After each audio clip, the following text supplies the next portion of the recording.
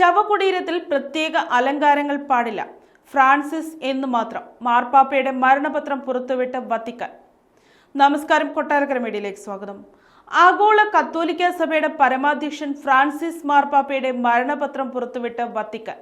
അന്ത്യവിശ്രമം ഒരുക്കേണ്ടത് റോമിലെ saint Mary major ബസിലിക്കയിലായിരിക്കണമെന്നാണ് മാർപ്പാപ്പ മരണപത്രത്തിൽ പറയുന്നത്. സഭയുടെ സ്ഥാപകനെന്ന് വിശ്വസിക്കുന്ന ക്രിസ്തു ശിഷ്യൻ പത്രോസിന്റെ ശവകുടീരം സ്ഥിതി ചെയ്യുന്ന സെന്റ് പീറ്റേഴ്സ് ബസിലിക്കയിലാണ് മുൻ മാർപ്പാപ്പമാരിൽ ഭൂരിഭാഗം പേരും അന്ത്യവിശ്രമം കൊള്ളുന്നത്. ശവകുടീരത്തിൽ പ്രത്യേക അലങ്കാരങ്ങൾ പാടില്ലെന്നും ലാറ്റിൻ ഭാഷയിൽ ഫ്രാൻസിസ് എന്ന് മാത്രം എഴുതിയാൽ മതിയെന്നും മാർപ്പാപ്പയുടെ മരണപത്രത്തിൽ പറയുന്നു. 10,000-കണക്കിന് വിശ്വാസികളാണ് സെന്റ് പീറ്റേഴ്സ് ബസിലിക്കയിലേക്ക് ഇന്നലെ മുതൽ ഒഴുകിയെത്തുന്നത്. അവരെ സാക്ഷിയാക്കി രാത്രിയിൽ നടന്ന സംസ്കാര ശുശ്രൂഷകൾക്ക് കർദിനാൾ കെവിൻ ഫെരലാണ് നേതൃത്വം നൽകിയത്.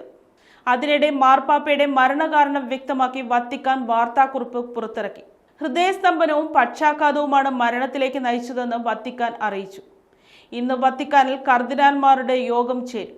സംസ്കാരമടക്കമുള്ള കാര്യങ്ങളിൽ തീരുമാനമെടുക്കും. നാളെ സെന്റ് പീറ്റേഴ്സ് ബസിലിക്കയിൽ പൊതുദർശനം നടക്കും.